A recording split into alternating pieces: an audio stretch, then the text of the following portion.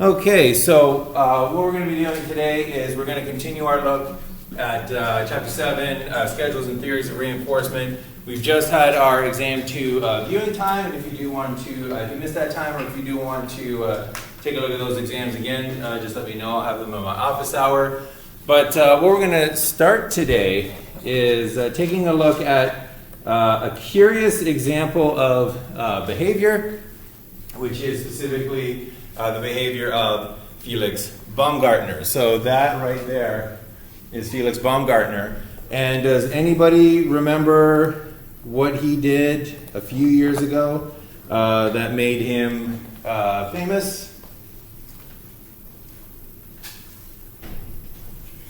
Well, apparently not famous enough. I guess not memorable enough.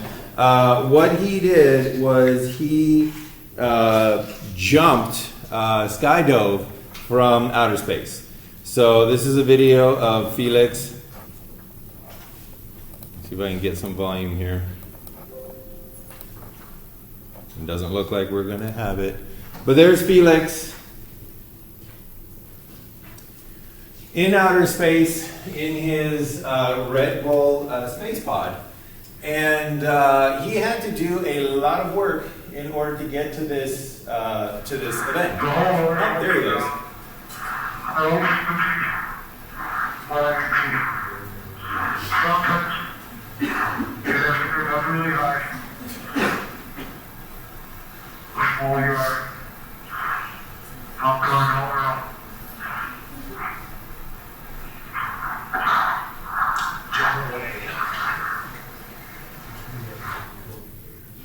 So there he is, falling to Earth from outer space. Speed 725. There he is, careening uncontrollably.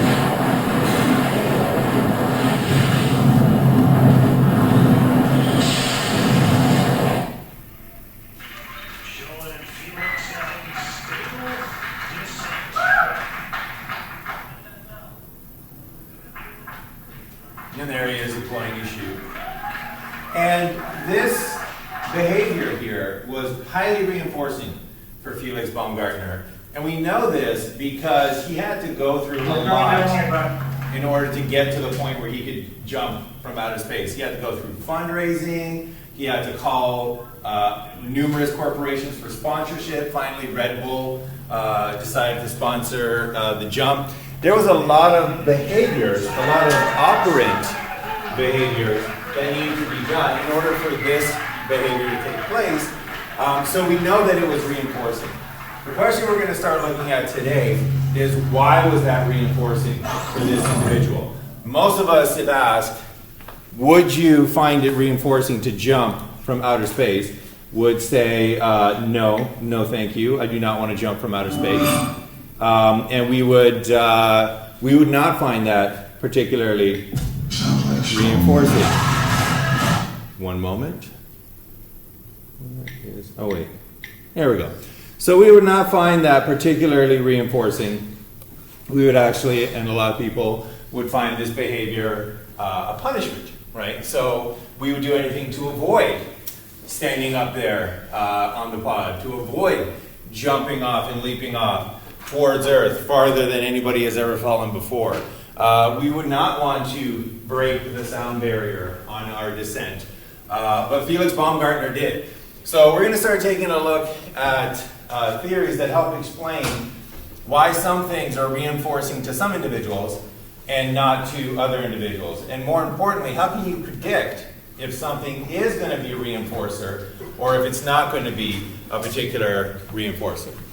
And we're also going to take a look at the same kind of principles, and we're going to apply them to the appeal in popular culture of the bad boy.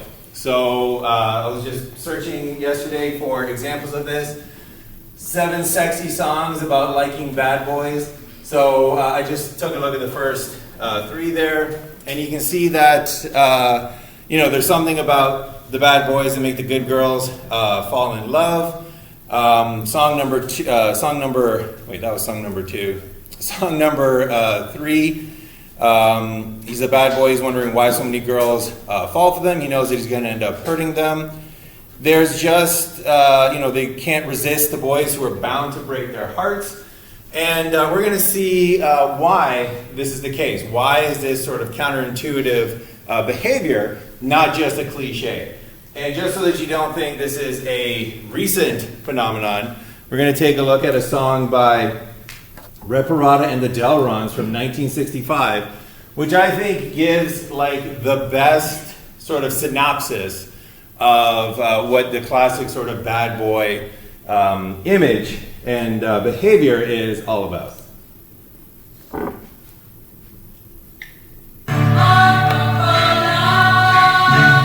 Okay, so we'll back it up a bit.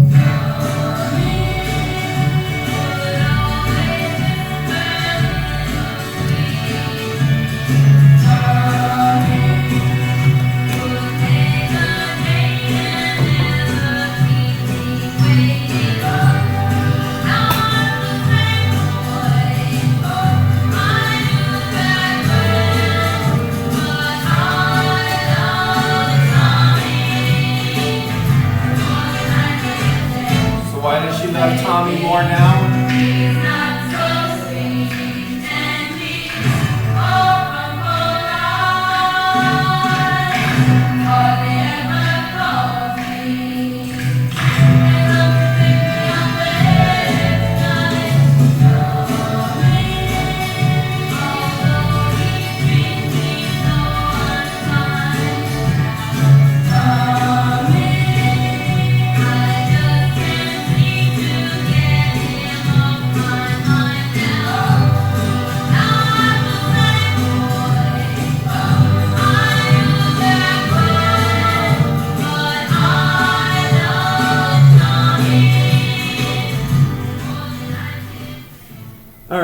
So, you take a look at that, and on the face of it, that's a very, very difficult behavior to try to explain. And just while we're on this subject, before we take a look again at just some of these lyrics, in case you think this isn't a recent phenomenon, a study just came out that even if you control for attractiveness, women find men with psychopathic tendencies more attractive than those that don't show those horrible, horrible tendencies. So what is going on here? Well, let's take a look at the lyrics. So this is before she loved Tommy. So Tommy would always send me pretty flowers. Tommy would call me on the phone and talk for hours. He's not the same boy I knew back when, but I love Tommy more than I did then. He goes, Tommy would always whisper little sweet things. Tommy would make a date and never keep me waiting. He's not the same boy I knew back when, but I love Tommy more than I did then. Because lately, he's not so sweet, and he's far from polite, hardly ever calls me, and comes to pick me up late every night. Tommy, although he treats me so unkind now, Tommy, I just can't seem to get him off my mind now. He's not the same boy I knew back when, but I love Tommy more than I did then. So this is a very difficult behavior to try to explain. So you could imagine her talking with her friend and saying, you know what, I kind of, I find Tommy very attractive now. I started dating Tommy. And they're like, oh, really? And it's like, yeah, you know what, when he was really kind to me and, he would send me flowers all the time, I didn't find him that interesting. And it's like, oh, well, what did he do, to change your mind? Oh, well, he stopped sending me flowers. It's like, oh, okay. And, he used to be on time every single time we would meet up. And he treated me with a lot of respect. And it's like, oh, well, what did he do to change your mind? Oh, well, he treats me very unkind now. Like, he comes to pick me up late every night.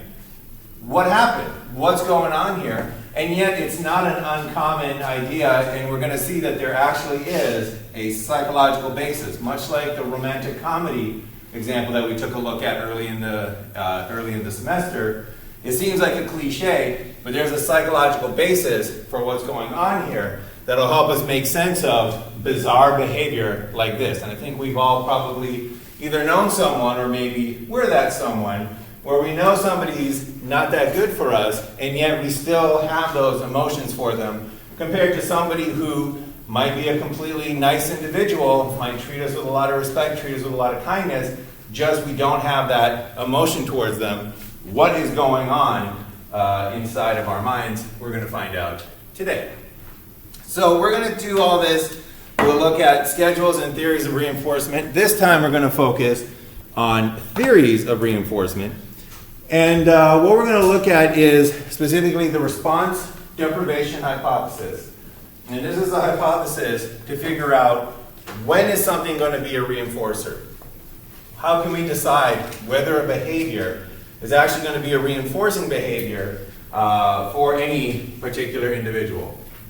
And then we're going to introduce the idea of extinction, the idea of some of the side effects of extinction, and some of the idea of differential reinforcement of other behavior. And this is all going to get us ready for a case study that we're going to do, where we're going to take a look at another truly difficult to understand behavior unless you take a look at it from a learning perspective, which is the treatment of Harry. Now this is a documentary on a case study of a treatment of an individual, and you can see him here. It's kind of blurry because it's old footage and it's through a one-way mirror. But this was an individual who injured themselves. He had self-injurious behavior. So right there is a picture of him literally biting his forearm. So he would bite himself until he bled. His preferred mode of self-abuse would be to smash his fist into his face. He also smashed his face into his knee. His nose had become permanently disfigured because of this behavior. And he was doing this to himself. And in his treatment, we're going to take a look at how they used a lot of the principles that we're learning in operational conditioning, operational learning, to treat this individual, to reduce his self-injurious behavior. But very interestingly, one of the key moments in designing this behavioral treatment was discovering that the restraints that the health professionals had to put Harry in so that he wouldn't self-abuse, these restraints were actually reinforcing for Harry. So unlike a typical individual who would find being restrained a punishment, right? It's literally what we do to criminals. We put criminals in handcuffs. They're being restrained. That's a punishment. For Harry, being restrained in these restraints all the way up to a straitjacket was reinforcement.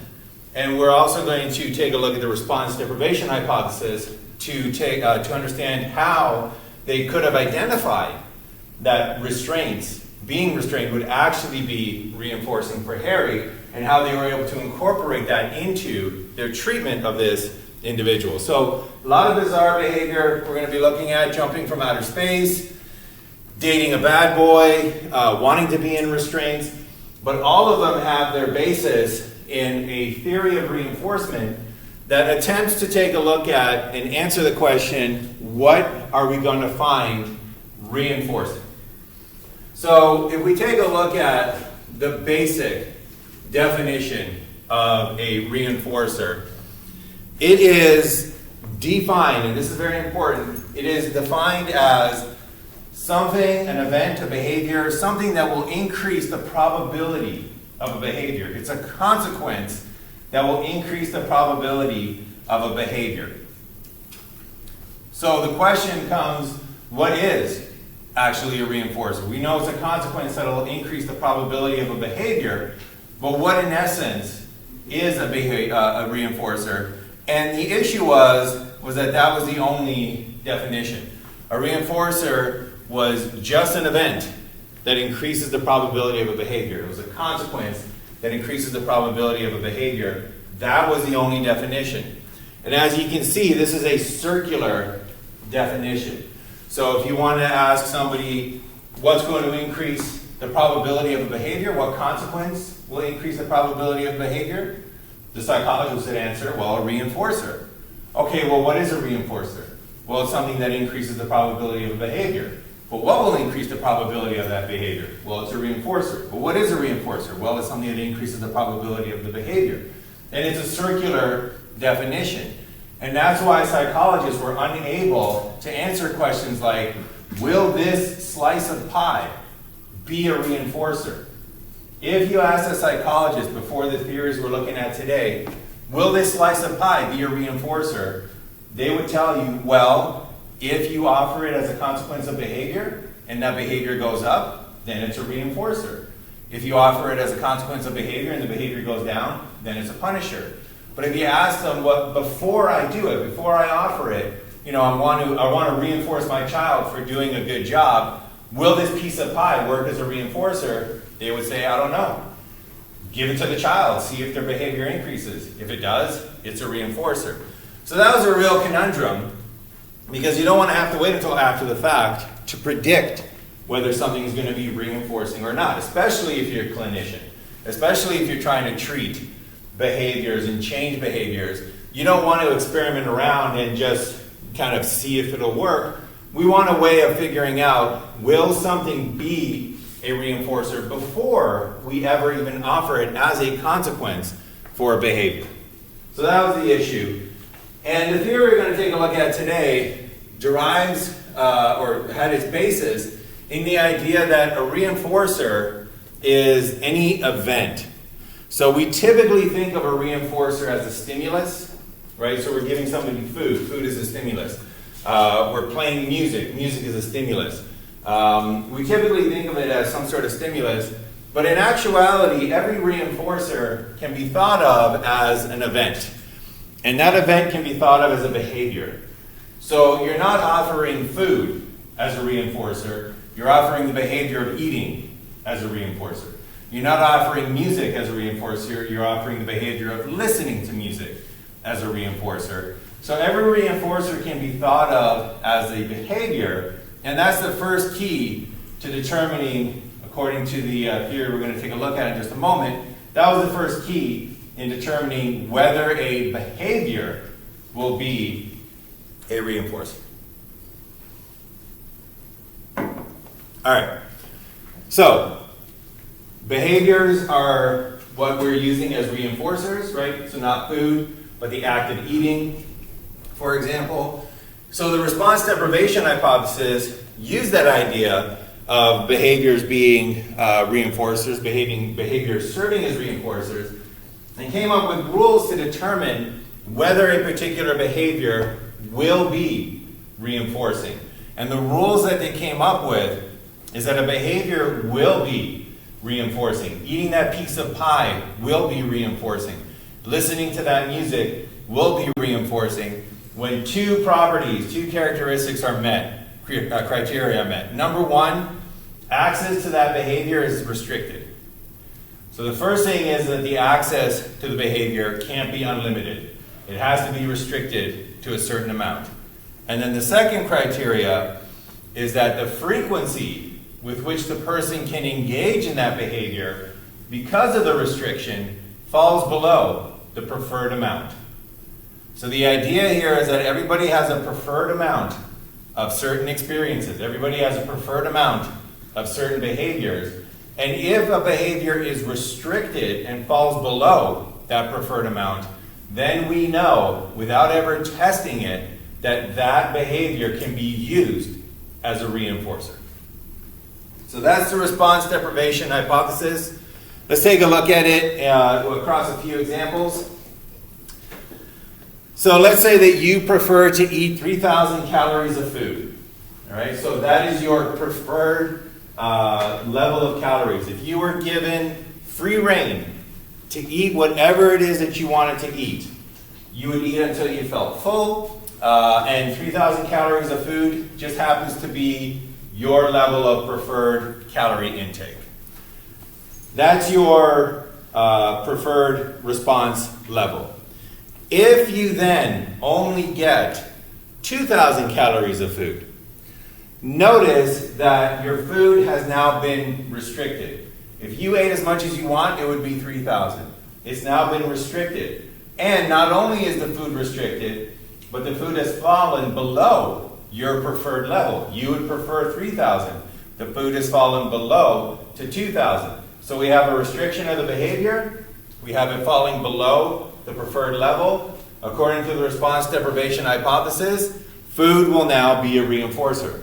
So if you tell your child, I will give you this piece of pie if you complete your homework, and your child is in this situation, they prefer 3,000 calories of food, they only get 2,000 calories, they only had 2,000 calories of food that day, then you can tell before you even test it out that the pie will be a reinforcer, the food will be a reinforcer, because they want to be at 3,000, they've been restricted, they've fallen below, they only have 2,000, hence food will be a reinforcer. So far so good? All right, let's take a look at the reverse case.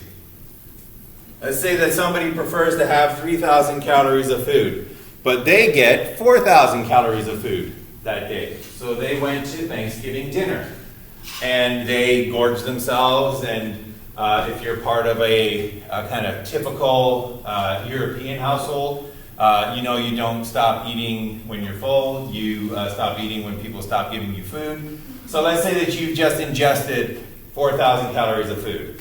In this case, you still want 3,000. 3,000 is still your preferred level.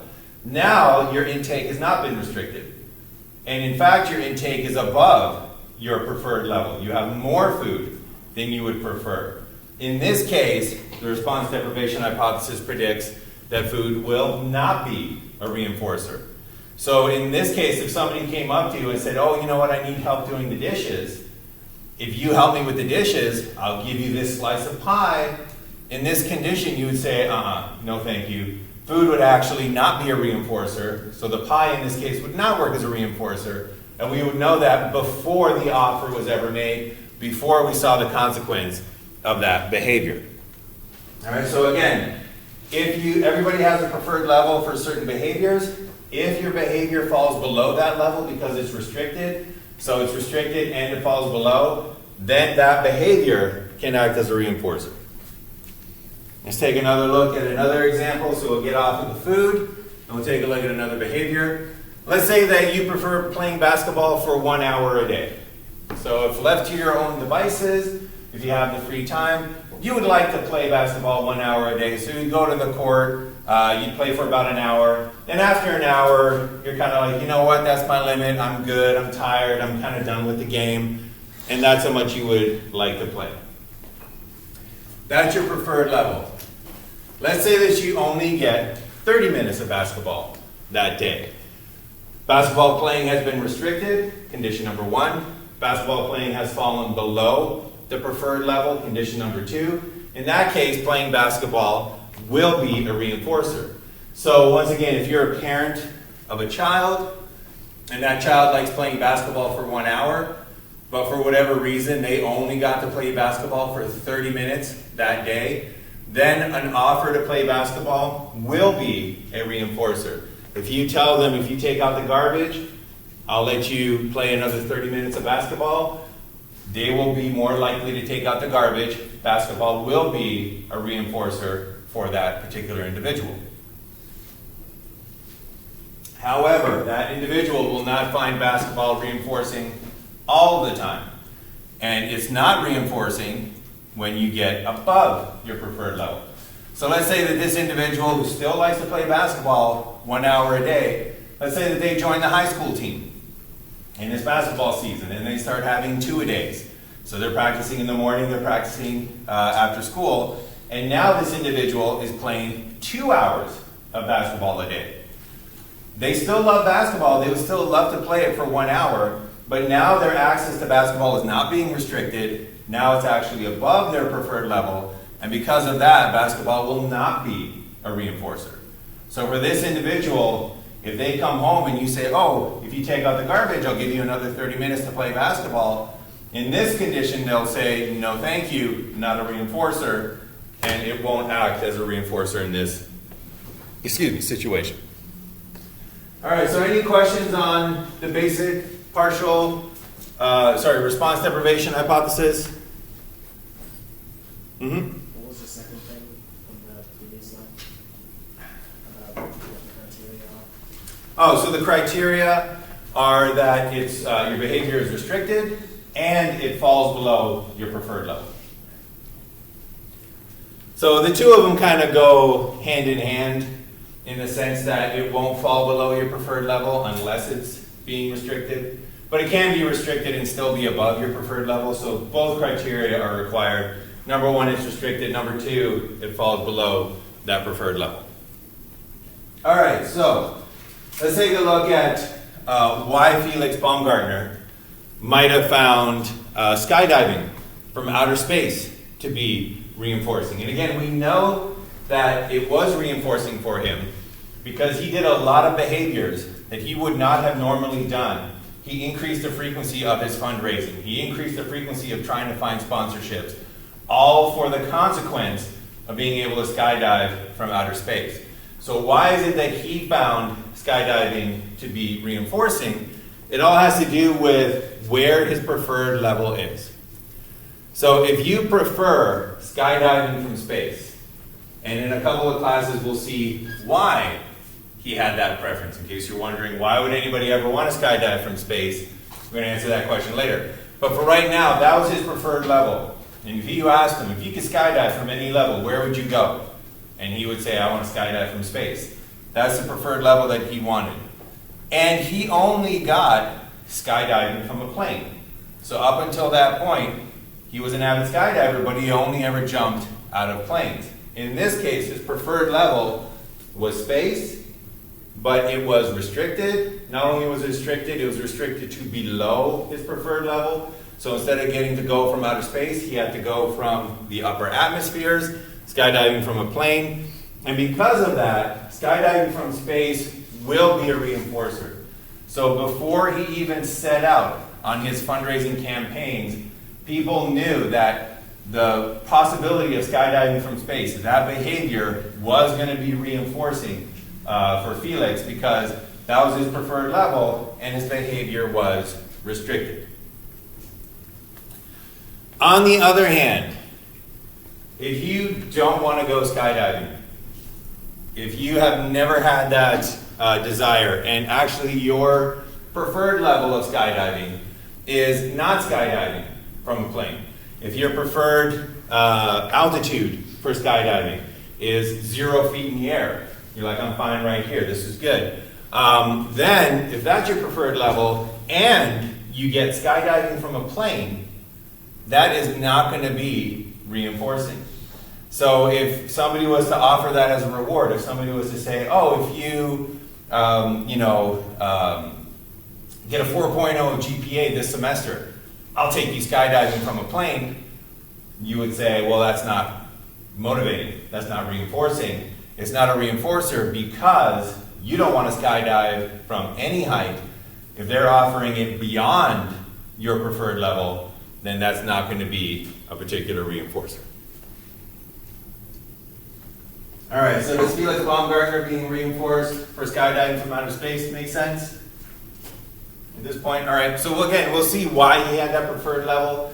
But for right now, just know that everybody has a preferred level for behaviors.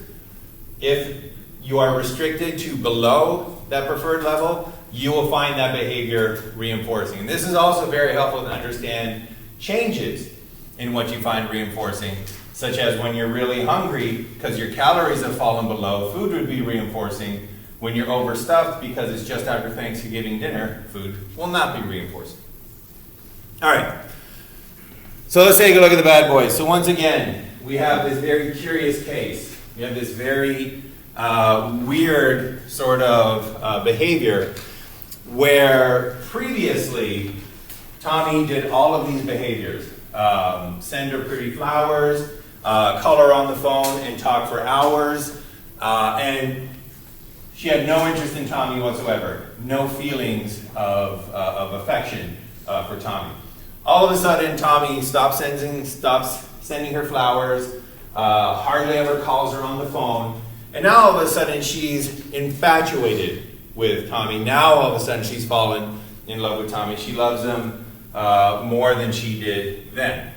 So one of the things that we're going to establish before we go here into this analysis is the idea that dating behavior and love in general is one of these topics where it almost seems kind of almost callous or cold, kind of like almost robotic to apply psychology to understanding it, right? We want love to be like this mystical kind of, very emotional event. And sometimes we don't like psychologists analyzing it, but it's a behavior, it's human behavior, so it's important for us to be able to analyze it. So dating has kind of a classical conditioning and an operational conditioning component. So the classical conditioning component of dating is if you're asking somebody out on a date, what you are doing is you are a neutral stimulus. Right? So if the person was to ask, are you in love with this individual, they would say, no, not really. I mean, they're kind of nice, but I don't really got strong feelings for them. You literally start off in a date as a neutral stimulus. What you're trying to do is you're trying to pair yourself with fun activities. That is an unconditioned stimulus, right? That's why you try to go to a really nice restaurant, right? A fun activity. That's why you try to go to a really good movie, a really good concert. Nobody ever in the history of dating said, you know what, I found this really boring event to go to. I think I'll take my date there so they can focus on me, right? It'll be so boring, they'll just have to focus. No, we don't do that. We say, you know what, let's take them somewhere fun. Unconditioned stimulus causes positive feelings, which is the unconditioned response. That's your classical conditioning setup for every single date. And the idea is that through repeated dates and through repeated interactions, you go to the restaurant, you go to the movie, you have a nice walk along the lake shore. Through repeated presentations, this neutral stimulus will turn into a conditioned stimulus. So you go from being a neutral stimulus to a conditioned stimulus who on their own leads to the conditioned response of positive feelings. So this is when just seeing you leads to those positive emotions. And this is when somebody would say, you know what, I think I'm falling in love. I feel these emotions for this individual that I didn't before. Conditioned stimulus causing conditioned response. That's the classical conditioning portion of the dating procedure. We're going to revisit this later on, but right now we got to introduce the operational portion of dating. So dating has a classical component and it has an operational component. So what is it that you're trying to do when you're dating? Well, one of the things that you want to do is there's a behavior that you are trying to reinforce. So there's an operant behavior, and that is, we'll just call it time together.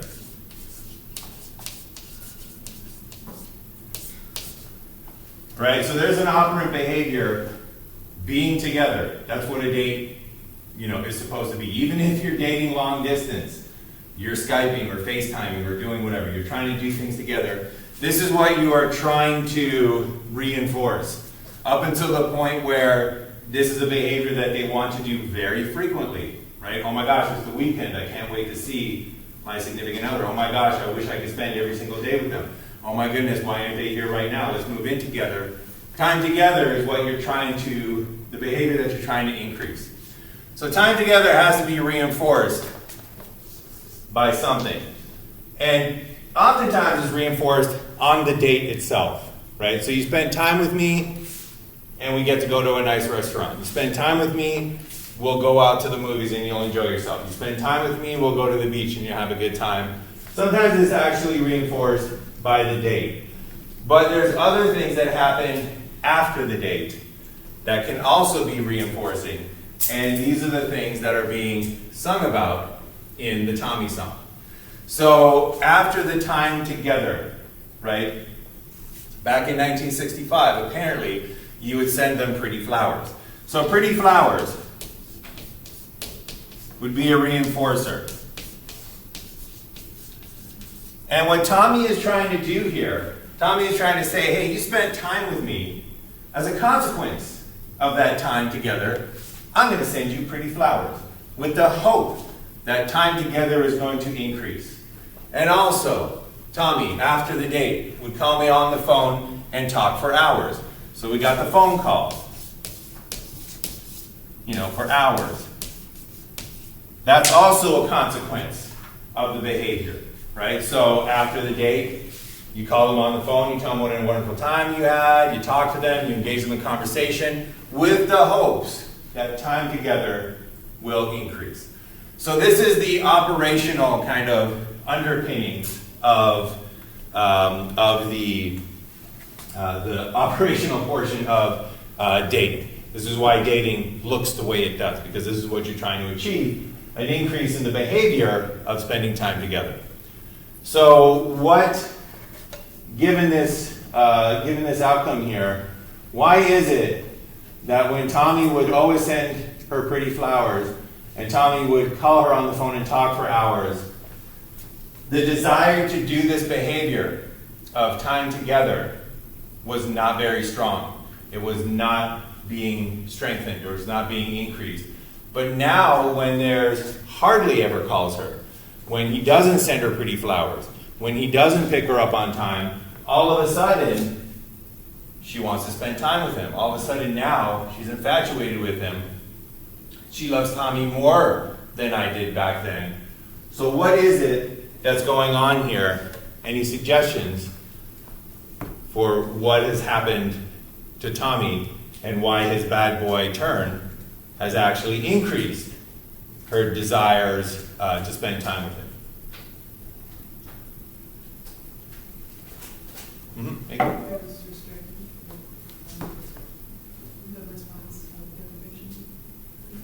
Okay, so it's the response deprivation hypothesis. So what happened? The frequency increased below her preferred. Exactly. So the frequency of his behaviors decreased below her preferred level. And as a result of that, those behaviors now became reinforcing. Was that your idea as well? Yes. So that's exactly what's happened here. So again, take a look at this. Tommy, this is before. Tommy would always send me pretty flowers. Tommy would call me on the phone and talk for hours. Those were meant to be reinforcing. But what Tommy didn't take into account was the response deprivation hypothesis. So in the response deprivation hypothesis, if you prefer some flowers for Tommy, right? You don't want your entire bedroom filled with flowers wall to wall. You don't want to have to answer the door every 30 minutes because he's sending you 12 roses every half hour on the half hour, right? You want some flowers from Tommy. Not overboard, some flowers from Tommy, but you get always sends me pretty flowers from Tommy. In this case, flowers from Tommy will not be a reinforcer. So Tommy is sending pretty flowers, but the response of time together, right? They go out on a Friday, Saturday, flowers come from Tommy, flowers come at 10 a.m., 12, 1 p.m. He always sends her flowers. Time together is not being reinforced because she wants some flowers. Tommy's giving her always flowers. According to the response deprivation hypothesis, flowers are not a reinforcer. We have call me on the phone and talk for hours when she wasn't into Tommy, when she didn't have that desire to spend time together, when this wasn't a strong behavior. She would prefer to talk on the phone for minutes with Tommy, right? She doesn't want to be ignored, but she only wants minutes with Tommy.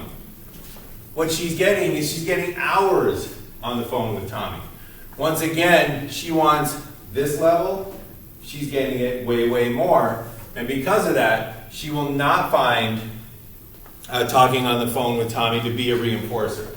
So once again, Tommy is calling her in the hopes that that behavior is going to reinforce the behavior of them spending time together, but it's not working because Tommy is way higher than her preferred level. So far, so good? All right. But then the turn comes. Now he's not so sweet. He's far from polite. Look at this. Hardly ever calls me and comes to pick me up late every night. not never calls me, right? The song does not say Tommy never calls me anymore. The song says he hardly calls me anymore. So now what's happening? She would like talk on the phone, for minutes with Tommy. That's her preferred level. Now, because of the behavior change, Tommy's restricted it, and it has fallen below her preferred level. So she wants minutes. It's been restricted. Now she gets hardly ever calls her on the phone. What that means is that when that phone call comes in, now that phone call, that it's not ours, it's hardly, now that phone call is going to reinforce their time together. So now when they go out on a date, and Tommy, I don't know how long you had to wait in 1965, I don't know if it was 3 days or what back then, but now when Tommy calls her, that behavior of calling her is reinforcing. It's increasing the probability and the strength of her desire to spend time together, because now the phone call has fallen below the preferred levels, so a phone call will be reinforcing. If the flowers fall below the preferred level, now flowers will be reinforcing. And that's why, even though he treats her so unkind now, right? If you look back, again, it doesn't make sense to a non-psychologist. You look back and you're like, well, Tommy used to be great. And she would say, yeah, he was great. But you had no feelings for Tommy. No, I didn't have any feelings for Tommy. Now he treats you unkind. Yeah, he treats me unkind. And now you love him. Yeah, I love him. Why? Again, it's that response deprivation hypothesis. And this, I love Tommy more than I did then. I just can't seem to get him off my mind now.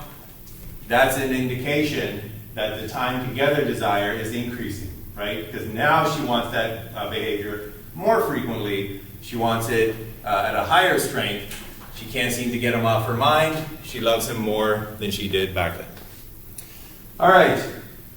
Any questions on that? Comments? Yep. So someone's preferred level is just specific to them. Yes. So one thing to, so the question was whether somebody's preferred level is specific to them. And the answer to that is absolutely. So everybody has a preferred level for certain behaviors. So there might be people out there that hate getting any flowers. There might be people out there who would love the dozen roses every hour on the hour. It's different for everybody, just the same way that Felix Baumgartner wanted to skydive from outer space, and other people wouldn't want to skydive at all. So the kind of second half of this, which we'll get to in, I believe it's chapter 8, is why are those individual differences there? Why do some people prefer more flowers than other individuals? For all we know, this, where did it go? This talking on the phone for hours. For all we know, that was highly reinforcing for Tommy's previous girlfriend, right? Always sends me flowers. For all we know, that was highly reinforcing for Tommy's previous girlfriend. And Tommy's just using strategies that have worked for him in the past and applying it to this new object of his affection. Unfortunately for him, her preferred level is lower. So she doesn't want the flowers up here. She wants the flowers down here. She doesn't want the phone calls up here. She has a preferred level of phone calls. So once again, it's very individual in terms of what people prefer. And the calories example, 3,000 probably for many of you, way too high, right? 3,000 is what I was using back when I was trying to bulk up. It's a lot. So probably way too high for a lot of you. And again, that's just an individual preference. We're going to see in the next chapter, I believe, why people have some of those different preferences. Any other questions or comments on the response deprivation hypothesis? All right. So the next thing we're going to do today is we're going to introduce the idea of extinction. And this is all going to set us up for when we're going to watch this case study in class. And I love this case study of the treatment of Harry, not only because it's one of the most kind of like triumphant applications of psychology I've ever seen, but it also takes into and puts into practice just very basic procedures from the psychology of learning. So literally, you will recognize 95% of what's going on in this case study just from your education in the psychology of learning up until today. So it's really good to, it's really kind of triumphant to see just how much of a change in a person's life psychology can do without very complicated procedures, just very basic examples of learning. So we're going to see again that he has these preferred levels of restraints. He actually finds being restrained reinforcing. And we're going to see how that is used to treat Harry. But before we get to those analyses, we're going to see also that the basic procedure that they take Harry through is a procedure of extinction. So up until now, we have basically talked about reinforcement. We basically talked about how you can increase a particular behavior. We have talked a little bit about punishment, how you can decrease a particular behavior through consequences such as punishment. But now to finish the sort of analysis, we're going to take a look at the process of extinction. And what extinction is, it is where a previously reinforced response now is no longer being reinforced. That's what extinction is. So it's the non-reinforcement of a previously reinforced response. So what this does is it results in the decrease in the strength and the probability of that particular response. So the response, and the key thing here for extinction is that the response used to be reinforced. So it has a history of being reinforced. But now we're switching into an extinction treatment, an extinction phase, where that response is no longer being reinforced. So if we had a rat that was trained to lever press, so the rat would lever press for food, so we had the behavior of lever press that caused the reinforcer of food. If we then changed the parameters of the Skinner box so that the lever press no longer provided food, we basically turned off the food dispenser. That is the process of extinction. It used to be reinforced, now it's no longer being reinforced. So when we take a look at Harry, we are going to see that Harry was actually being reinforced for his self-injurious behavior. So any ideas, speculations, how Harry was being reinforced for his self-injurious behavior? And I'll give you a hint. This is probably something that all of us have tried at least once. Yep. Would it be attention? Part of it is attention. So when he was injuring himself, it's not something that you can ignore. So people would pay attention to him. People would get involved with him. So he could have been using the self-injury to gain attention. In that case, self-injury would have been the behavior. Attention would have been the reinforcer. So self-injury would have been reinforced. Any other ideas? Has anybody here ever tried to injure themselves, maybe as a child, by holding their breath? Or known of a child that has tried that? People just not want to admit it? Okay, so a kind of typical cliche thing that some children will do. You know, if they want something, you know, they want a candy bar. And their mom is like, no, you can't have a candy bar. And they're like, yes, I want a candy bar. And they're like, no, you can't have a candy bar. And they're like, I really want a candy bar. And they're like, no, you can't have a candy bar. They might say, all right, I'm going to hold my breath until I get a candy bar. And if I die, it's on you. And they're like, ah! All right, and most parents will be like, all right, go ahead, right? Because they know that there's just no way they can maintain that. But notice, it's self-injury, right? You are threatening self-injury in order to get a particular reinforcer. So that's one of the things that they saw Harry doing. He would use self-injury to control people around him, especially when they made demands on him.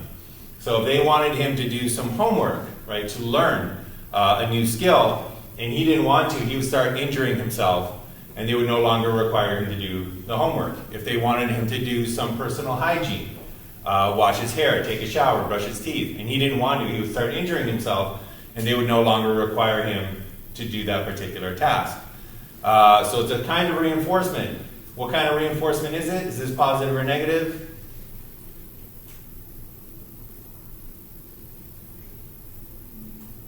So if I asked Harry to do some homework, and then Harry injured himself, and I said, you don't have to do the homework anymore, I've changed my mind. Has something been added or taken away? It's been taken away. So Harry was negatively reinforced for his self-injurious behavior. What we're going to see is that when he starts going through his treatment, he starts not receiving reinforcement for his self-injurious behavior.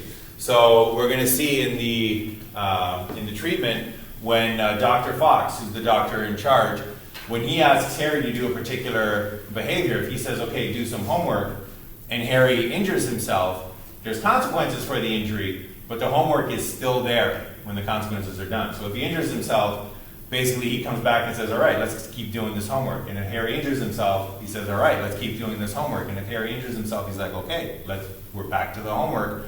The homework is not taken away, so he is not being reinforced for his self-injury, and that is an extinction procedure. So that's going to be part of the treatment procedure, is that extinction of that previously reinforced response of self-injury. Self-injury now will no longer be reinforced by the taking away of these different behaviors. And then one of the things that is very important to know when you're going through extinction is that extinction has side effects. Things that come in addition to the decrease in that target behavior. And these side effects are very important to know because oftentimes they hide the fact that the extinction is actually working. So one of the reasons why real change for difficult situations requires mental health professionals is because the best intentioned non-psychologists will be unaware of pitfalls like these extinction side effects that look like a treatment's not working, but actually mean that the treatment is working. So the first one is probably the most important one, and it's probably the one that makes the treatment look like a failure more than others, and it's known as the extinction burst. So an extinction burst is where there's a temporary increase in the frequency or the strength of the target response when extinction is implemented. So right when you start the extinction procedure, the behavior that you're trying to get rid of will increase in frequency and or intensity. And what does that look like except a colossal failure? So to give you an example, let's go back to the child who wants a candy bar. Let's say that every single time this parent goes shopping and they have to take their child will be in the shopping mart going, I want a candy bar. And if the parent is like, no, I'm not buying you a candy bar this time, the child will start screaming. They'll be like, I hate you, this is so unfair, and they just start throwing a tantrum. Let's say that they do that and the parent is like, okay, fine, here, take a candy bar. They go again, child throws a tantrum. The parent's like, fine, here, have a candy bar. They go again, child throws a tantrum. They're like, fine, here, have a candy bar. They then go to a psychologist and they say, you know what, I can't keep giving my child candy bars. These tantrums are getting out of hand. They happen every single time we go to the store. And the child psychologist might say, well, let's go through extinction. Next time you go to the store, don't reinforce the tantrum with a candy bar. That child, the next time they go to the store, is going to throw the tantrum of all tantrums. It's going to be the mother lode of tantrums because of extinction burst. So whereas the tantrum used to be like, I want a candy bar, I hate you, it's going to get ramped up. The volume's going to be higher. The child might fall on the ground now and start screaming and kicking things and throwing elbows on the floor and doing all these kind of things. The behavior is going to get way worse. And what does that look like other than a failure in extinction? That parent should go back to the psychologist and say, look, you told me to go through extinction. This last tantrum was 10 times worse than the previous tantrum. What's going on? Well, what's going on is extinction burst. So as psychologists, we would know, and you would want to communicate this to your client, that this extinction burst actually means that the extinction procedure is working. So if that client came back and said, my child just threw the tantrum of all tantrums, you would say, oh, great, the extinction procedure is working. This is excellent, right? So an extinction burst, again, looks like failure and is oftentimes when people quit an extinction procedure, right? It's oftentimes the part people can't push through because, again, to the uneducated non-psychologist, it looks like failure. You want the tantrum to go down, you start going through extinction, tantrum goes up. You want your child to cry less when you put them to sleep when they're a little baby. You don't go pick them up for the first few nights, child's going to be crying way more than before.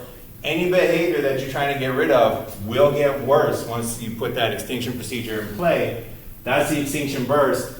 To a psychologist, that means that it's actually working.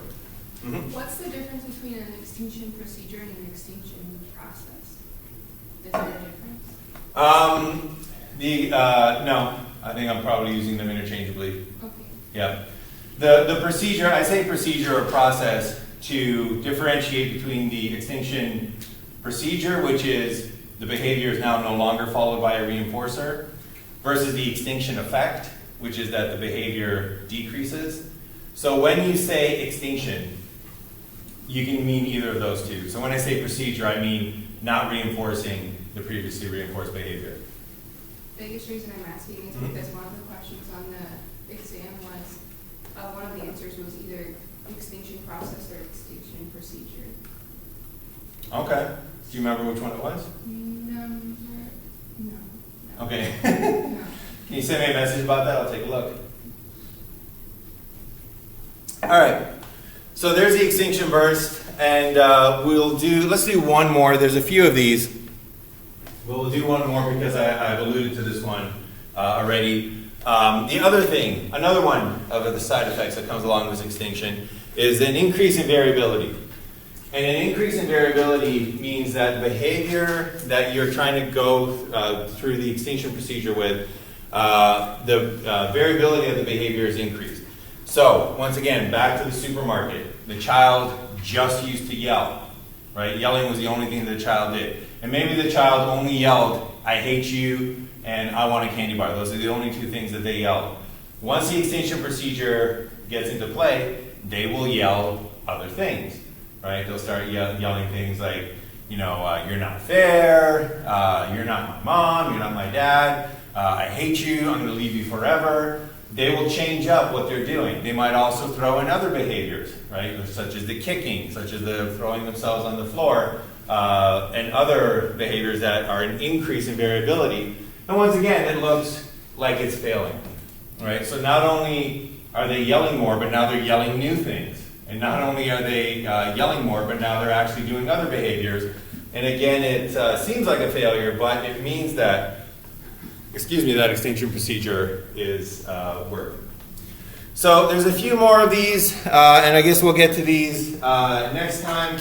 But again, just to kind of wrap this up, the extinction procedure going to decrease the behavior through not reinforcing a previously reinforced behavior. However, there are side effects, many of which make the extinction procedure look like it's not actually working. All right, so any final questions or comments on that before we wrap it up for today? All right, so that is it for today. So I will look into that question on exam number 2. But other than that, we are done for the day.